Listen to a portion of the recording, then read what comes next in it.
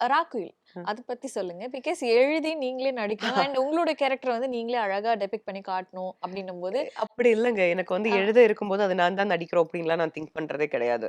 எழுதும்போது அது தனி ஒரு மைண்ட் செட். ம். நடிக்கும்போது அது ஒரு நடிக்க வரும்போது வந்து I am just going as an actress only. I am okay. Just an actor. Director என்ன சொல்றாங்களோ அதான் கேட்பாங்க. ஓகே. நான் தான் அந்த ஸ்கிரிப்ட் எழுதியிருக்கு, இல்லன்னா அது என்னோட ஸ்டோரி தான்றது நான் அங்க மறந்துடுவேன். ஓகே. அவர் என்ன சொல்றாங்க, டைரக்டர் வந்து அத படிச்சுட்டு அவருக்கு என்ன வேணும்னு அவரு என்கிட்ட கேட்கறாங்க. அதுதான் நான் டெலிவர் பண்றேன். ஓகே. நான் என்னைக்குமே வந்து இது நான் தான் எழுதியிருக்கேன். அதனால இப்படிதான் பண்ணணும். அப்படி அப்படி நானு நம்மளுக்கு அந்த அளவுக்குலாம் நம்ம வளரல. ஒரு டைரக்டருக்கு ஒரு ஸ்கிரிப்ட் கிடைச்சேன்னா, அவருக்கு அத படிச்சு பார்த்துட்டு, அத எப்படி வந்து மக்களுக்கு காட்டணுன்ற ஒரு தாட் அவருக்கு இருக்கும். ஓகே. சோ நம்ம வந்து இமேஜினேஷன் தான். அந்த ம். இமேஜினேஷன ரியாலிட்டி ஆக்குறது அவரு தான். Okay. So I will just மார்னிங்கே நான் கரெக்ட்டா வந்து கரெக்ட் டைமுக்கு ரெடி ஆயிடுவேன். ம். செட்டுக்கு வந்துரும். டைரக்டர் அத எடுத்து படிச்சுட்டு எனக்கு என்ன இதுதான் நீங்க பண்ணணும்னு சொன்னா, நான் அதுதான் பண்ணுவேன். இல்ல ஓகே. சார் நான் இப்படிதான் வெரி வெரி ரேர்லி இந்த ம். ஷூட்டுக்கு முன்னாடியான டிஸ்கஷன்லலாம் நம்ம பேசுவோம்.